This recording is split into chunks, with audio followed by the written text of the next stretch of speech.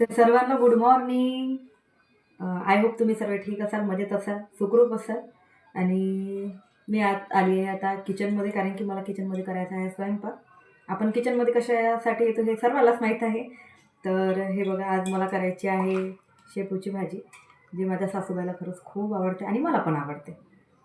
आणि ही आहे डाळ, ही मुंगाची डाळ आहे. पण किराणावाल्यांनी मला हे डाळ दिली, कारण की ह्या वेळेस मी डिमांडमधून किराणाही आणला, तर सचिनी दुकानामधून किराणा आणलेला होता. तर त्यांनी मग मला हे अशी याला काय म्हणते याला, मूग डाळ आहे, पण याला असेच हे आहे, काय म्हणतात ते याला याला असे शिलटे राहतात त्याला. तर मी बिना शिलट्याची मागितली होती, पण मला काही मिळाली नाही. कधी कधी कसं होते की आपल्याला सर्व आपल्या माइंडमध्ये गोष्टी फिक्स असते, आठवण येते, म्हणजे आठवते, म्हणजे याला काय म्हणतात, पण जेव्हा आपण टायमावर कधी बोलायचं राहिलं, कधी कोणाला सांगायचं राहिलं, तर आपल्याला ही गोष्ट कधी आठवत नाही की अरे याला काय म्हणते, त्याला काय म्हणतात. असं माझ्यासोबत होते. असं कोणासोबत होते तर मला नक्की सांगाल बरं, असं कोणासोबत होतात तर. तर आता मी आता लागली आहे स्वयंपाकाला. तर चला आता मी स्वयंपाक करते आणि तुमच्याशी स्वयंपाक करता करता बोलते पण. तर मी म्हटलं चला, कारण की व्हिडिओ खूप लंब होईल तुम्हाला जर दाखवत राहील तर म्हटलं चला आज तुमच्याशी, आता रोज तुम्हाला काही ना काही व्हिडिओ वगैरे मी दाखवत असते, तर मी म्हटलं चला आज तुमच्याशी गप्पाच मिळाली. कारण की वेळेमध्ये सध्या काम थोडं पार्लरचं थोडं जास्त होतं आणि त्यामुळे मला टाईम वगैरे काही मिळतच नाही करायसाठी. तर त्यासाठी मला व्हिडिओ माझे बनवून आहे, पण मला अपलोड करायला सुद्धा टाईम नाही आहे. थोडंसं एडिटिंग थोडंसं करायचं वगैरे होतं मला. व्हिडिओ भरपूर काढून आहे, तुम्ही बघेल जसं जसं जमेल मी तसं नक्की व्हिडिओ अपलोड करेल तुम्हाला दाखवण्यासाठी, तुमच्यासाठी. आणि आता हे भाकरीचं पीठ घेतलं, मला करायचं आहे आता भाकरी, कारण की आईला असं पालेभाज्यासोबत भाकर खूप आवडतं. तर म्हटलं चला मग आता त्याच्यासाठी आज भाकर बनवते. आणि माझं पीठ पण एवढंच, पहिले ज्वारीच्या पिठामध्ये असं बाकीचं कडधान्य वगैरे आणायचे, जसं मक्का, बाजरी, अशा बऱ्याच बाकीचे जे कडधान्य होते, तर दुकानवाले जे काका होते तेच अगोदर आम्हाला टाकून वगैरे द्यायचे, जे इम्पॉर्टंट आहे, जे जे खूप आपल्या शरीराला खूप आवश्यकता असते, ज्याच्याने आपल्याला प्रोटीन वगैरे खूप मिळतात.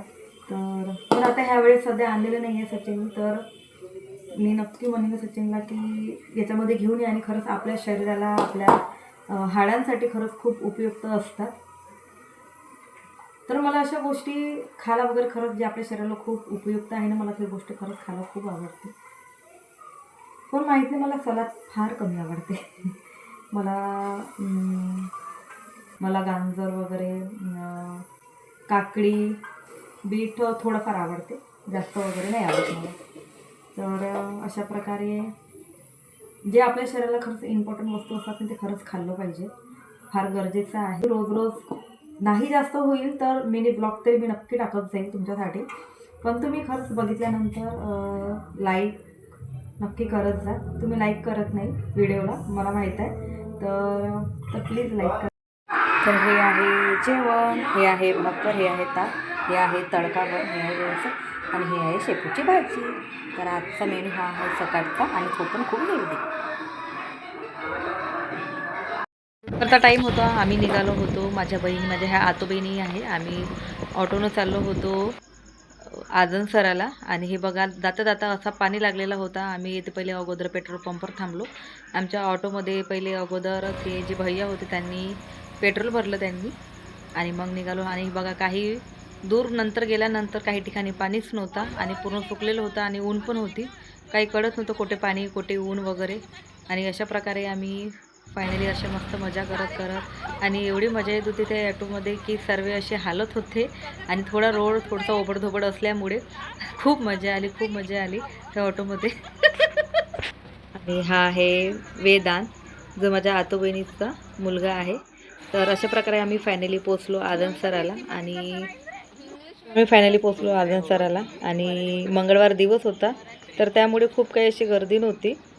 काही दुकाने वगैरे भरपूर असे बंद काही होते, आणि फार कमी लोकांचा स्वयंपाक होता. हे आहे संत भोजाजी महाराजाचं मंदिर. आतमध्ये आम्हाला काही एंट्री वगैरे नव्हती फोटो वगैरे काढायची, आणि त्यामुळे काही काढू नाही शकलो. आणि हे बघा, खूप मोठा असा स्वयंपाक होता, आणि भरपूर असे लोक होते, भरपूर लोकांचा असा स्वयंपाक राहते येते. तर यांचा स्वयंपाक अगोदर बाहेर होता, मग पाणी आल्यामुळे यांनी असं आतमध्ये घेतला सेटरमध्ये. आणि हे असं छान पुरणपोळीचं जेवण, वांग्याची भाजी, भात, पोळी आणि भजे काही वेळाने येणारच होते.